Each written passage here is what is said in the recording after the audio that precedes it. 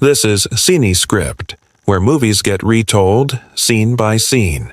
A billionaire lives like a homeless man for 30 days just to fulfill his dying father's last wish, and if he fails, he loses everything. Our story starts with Vero, one of the biggest business tycoons in California. His companies are worth more than you can imagine, and he's living the high life, managing deals by day, partying by night, and constantly dating a different woman every week. He's spoiled, reckless, and has never really faced a serious challenge in his life. But everything changes one day when he's out with friends and gets a call from his mom. She tells him his father is extremely sick and needs to see him right away. Without hesitation, Vero hops on the first flight home. When he arrives, his mother meets him at the door and says his dad's been asking for him all day. The doctors have warned that his time is short, and they're trying to make his final days as comfortable as possible. Vero walks into the room expecting the worst, but his dad is actually sitting up, smiling. He tells Vero not to be alarmed and that he's okay, but he needs to have an important talk with him, alone. That's when he tells Vero his final request. For 30 days, Vero must give up everything: his name, his wealth, his lifestyle, and live like a poor man in a completely different city where no one knows who he is. No money, no connections, no titles, nothing. He even has to change his name. Vero thinks it's a joke. Leave his job and live like a beggar? Why? But his father insists. Either he does it, where the entire inheritance will go to his cousin, someone who did nothing to earn it. His dad says he wants to see if Vero can live with humility, kindness, and compassion. If he truly wants the legacy, he has to prove he deserves it.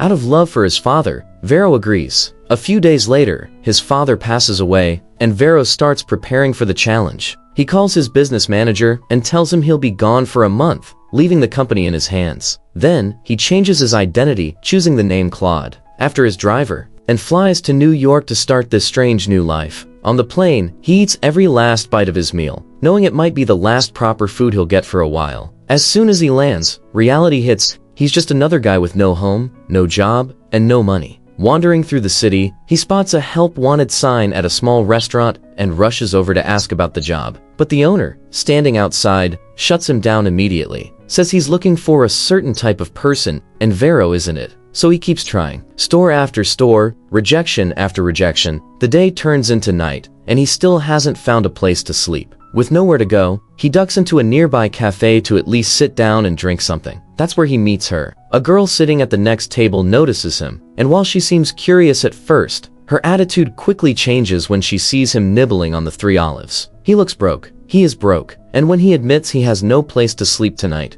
her suspicion is confirmed. She thinks he's just another homeless guy. So the girl at the cafe just gets up and leaves, like, nope, not interested. A poor guy? Not her type. And Vero? He's left sitting there, stunned. No woman's ever treated him like this before. Later that night, though, he meets another girl, and this one turns out to be kind. When she finds out he doesn't have a place to stay, she offers to let him crash at her apartment. But there's a catch. She tells him to stay quiet because her roommate is asleep. And if she wakes up and finds a strange man in the apartment, it'll be a huge problem. So Vero does his best to stay low-key and plans to sneak out early in the morning. But it's clear, he's already starting to catch feelings. He keeps stealing glances at her. That night, he quietly steps out of the room to go to the bathroom, but bad timing. The roommate, Gianna, sees him and freaks out. "What are you doing here?" She throws him out immediately and even tosses his clothes at him. Now Vero's on the street, in the middle of the night, homeless again. And to make things worse, a group of thieves spots him and tries to mug him. He holds onto his bag for dear life, but when things get rough, he has to let go and just run for it. He scrambles up an emergency stairwell, trying to hide in someone's apartment, but the woman inside calls the cops, and next thing you know, he's at the police station. He tries to explain everything,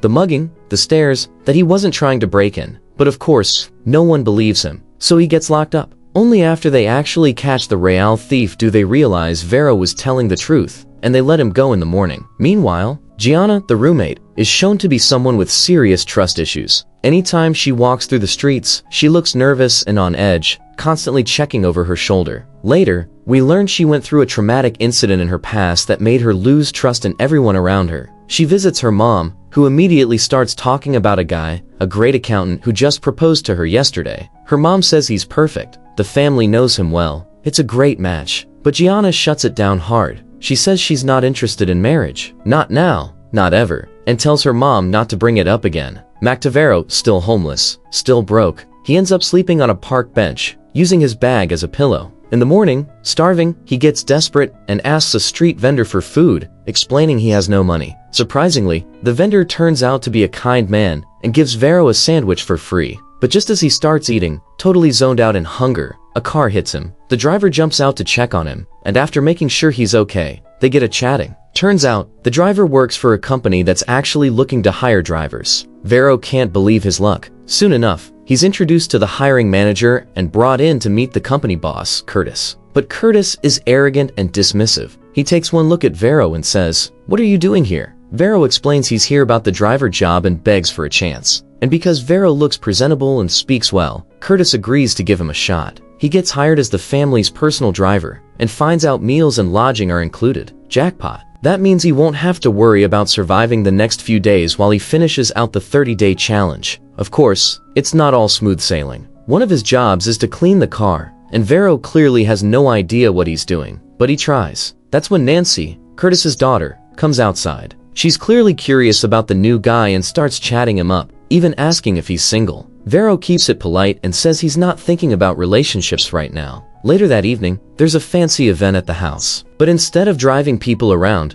Vero gets pulled in as a waiter. "You work for us," they tell him. "So you do whatever we need, driver, waiter, dishwasher, whatever." Vero's clearly annoyed. He didn't sign up for this. First he was a driver, now he's washing dishes? At this point, he's starting to question the entire challenge. Was following his dad's wish really worth all this? So at this point, Vero starts realizing just how hard his employees work. And for the first time ever, he gets it. He calls his manager back at the company and tells him to raise their salaries and give them bonuses. I mean, now that he's lived a bit of their reality, he finally understands. The next day, Curtis heads into his company like usual. And surprise, Gianna works there. Vero's obviously still into her. So the next day, he sends her flowers anonymously. No name, no note, just roses. Then, Curtis asks Gianna to deliver some documents to his house, but she tells him there's been a death in her family. So instead, he sends Claude, aka Vero in disguise, to take her. And of course, Vero uses the opportunity to get closer. He goes with her to the funeral and, somehow, manages to make her laugh during the service. Not in a disrespectful way. He just lightens the mood, and that's the moment Gianna starts feeling safe around him. She begins treating him differently, not like a stranger, but someone she actually trusts. After the funeral, he suggests they grab a drink, and she's low-key stunned. Just a few days ago, this guy didn't even have a place to sleep, and now he's taking her to one of the fanciest cafes in New York? Vero didn't even realize what he was doing. He was just acting like his real self. When he notices how awkward she feels, he explains, "I just started working a few days ago, got a little advance, and honestly, I'm the kind of guy who'd spend all the money in his pocket just to treat a woman to a coffee." That response hits her hard. She sees his generosity and heart, and she opens up. Gianna tells him her husband passed away a few years ago,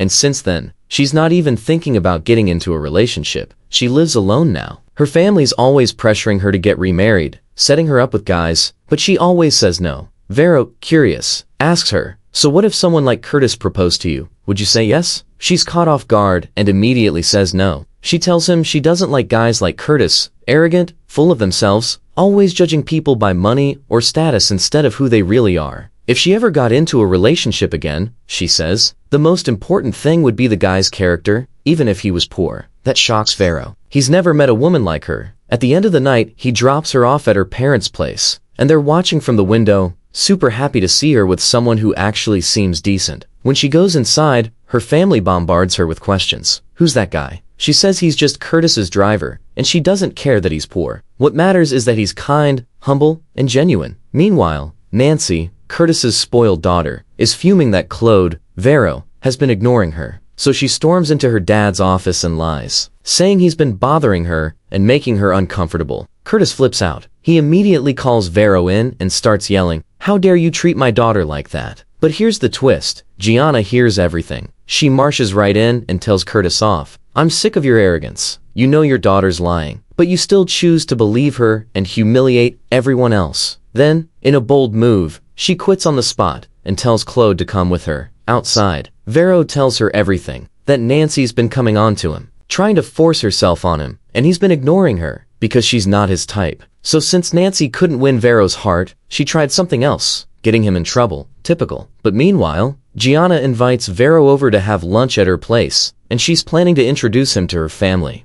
The second they meet him, they start asking questions. Where he lives, how much he makes, and when they realize he's broke, they start treating him like he's not even there. And what really throws them off is how he devours his food like he hasn't eaten in days. That's it. They instantly judge him and lose all respect. But Gianna? She doesn't care at all. She loves him for his heart, not his wallet. She knows that if they ever got married, he'd give her everything he had, even if it wasn't much. Later, they go out for ice cream together, and the next day, she sits down with him and has an honest conversation. She says, "Let's drop this weird tension between us. I've got a decent amount of savings. We can start something together, a small business maybe. And if it makes you uncomfortable, just consider it a loan. Pay me back when you can." Vero is stunned. He can't believe someone like her exists. Generous, real, and just exactly what he's been searching for all his life. Being the smart businessman he is, he starts brainstorming ideas for small businesses that can start together. 100% success rate plans, of course. As time passes, he starts falling for her even more. But then classic misunderstanding, she sees him talking to another girl and jumps to conclusions. She thinks he's cheating and cuts him off completely. Meanwhile, Vero's 30 days as a poor man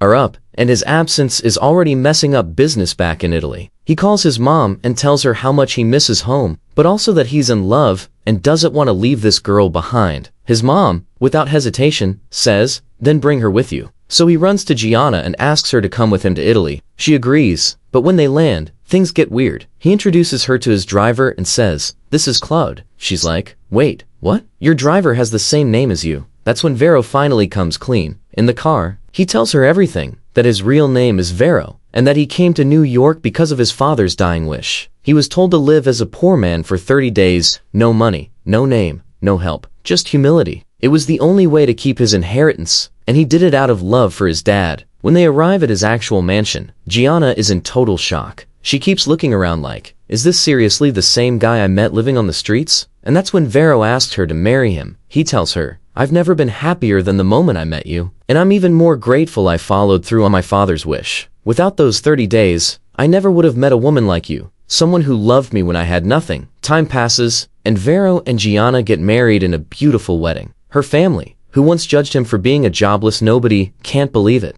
Their daughter ended up with a powerful businessman, and they couldn't be happier. Even her sweet roommate, the one who let Vero crash at their place on day one, gets a happy ending. She ends up marrying Vero's business manager. And that, folks, is how our movie ends.